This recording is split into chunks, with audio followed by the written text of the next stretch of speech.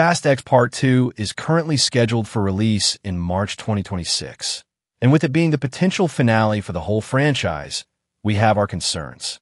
Today on Movie Recap Pro, we delve into the mistakes that could ruin the Fast and Furious franchise.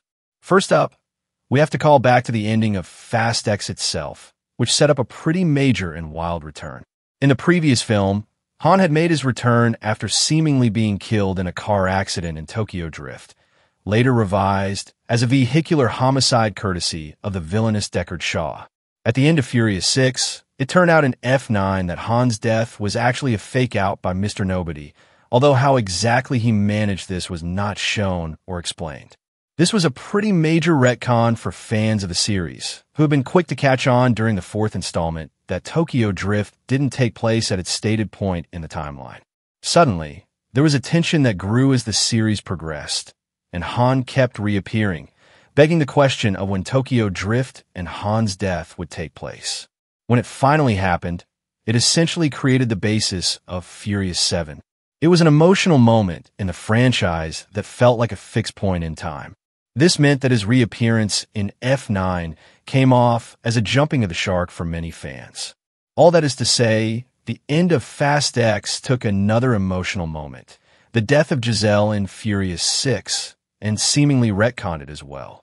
As you might recall, Gal Gadot shows up in a submarine to rescue Letty and Cypher in Antarctica. Presumably, she's playing the same character and not a twin sister or clone or whatever other wild idea the writers may have had.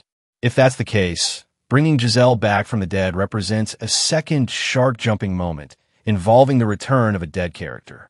There's a chance that the creative team behind Fast X had some idea of what they were getting at with Giselle's return. Perhaps there's a reason for it that isn't as silly and insulting as Han's agency-sponsored escape. However, we can't come up with anything that makes logical sense, even in the reality-melting world of Fast and Furious. The most likely solution is that she simply wound up in a hospital and had to recover from her injuries, like Owen Shaw did, as revealed at the beginning of Furious 7. This, however, opens up more questions.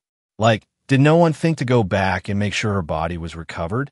Are we to believe that the guys, constantly spouting family, would just forget about their potentially wounded comrade?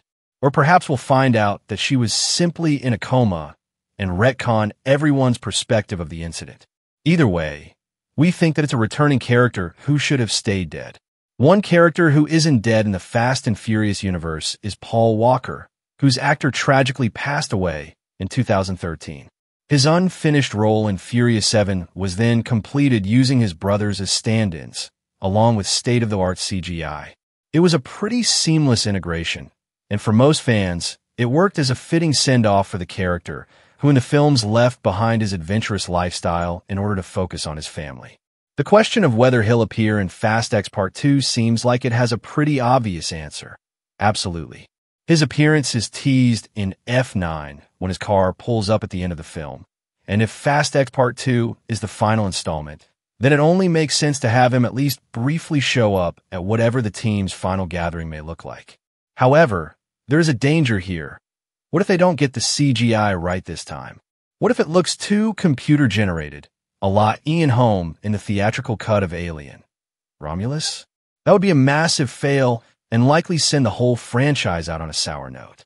Of course, Fast X Part 2 could do something far worse than continuing on with a small plot thread or bringing in some questionable CGI. It could continue to do the many things that made Fast X such a chore for some fans.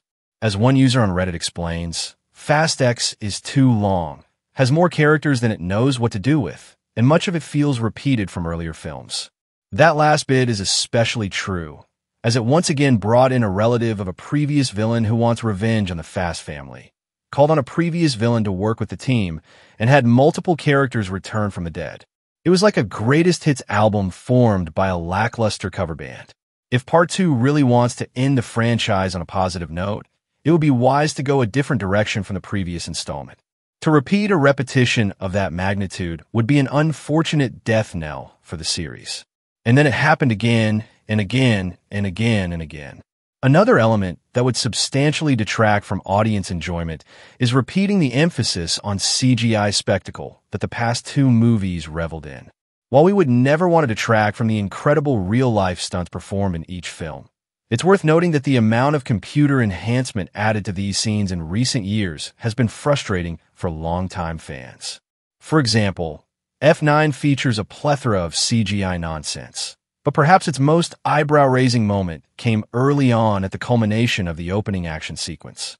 There, Dom and Letty are trying to escape the bad guys in Dom's 2020 Dodge Charger Hellcat and use a broken bridge to escape across a ravine. It's one of those situations that implies Dom not only is a master of physics, but also seems to be able to bend its laws to his will. How is that possible when none of it exists here? There's an expectation going into a Fast and Furious film that there will be a substantial amount of real-life car action. But over the course of F9 and Fast X, it seems like a lot of that action has been substituted by outrageous CGI shenanigans. Like driving down an exploding dam, for example. If the 11th entry decides to be extra bonkers, it could wind up going back to space. Perhaps Dante, in all his omniscience, has concocted some sort of Moonraker-style space base. Okay, what's happening? Wow, this is so weird. Why not? It's no-holds-barred ridiculous, but such is the series at this point. Whatever the context, going back to space would be a huge mistake, as it would not only double down on F9's second greatest blunder, but would also take us away from all that sweet street racing action that we so desperately crave. All this being said, it seems like the ultimate mistake for a final Fast and Furious film is to integrate the world of Hobbs and Shaw, something else teased to some degree by the latest installment. Specifically, it would be a shame to take on the same sci-fi aesthetic and plotting as Hobbs and Shaw, which notably featured Idris Elba as a cybernetically enhanced superhuman. It was a bridge too far for the series, but one that many fans can ignore due to it happening in a spin-off. For something like that to happen in the mainline continuity would be a tough pill to swallow, even in a world of spacefaring Pontiac Fieros. This doesn't feel right. But there is one last mistake that the franchise could make with its 11th entry, and that's allowing Vin Diesel's ego to hamper the production. We've heard plenty of stories of Diesel having to get his way behind the scenes. For example, there's the contractual demand that he never lose a fight, as demonstrated by his battle with Dwayne Johnson in Fast 5. His control over the franchise also shows in his portrayal of Dom, who becomes more and more of a savior figure as the films go on.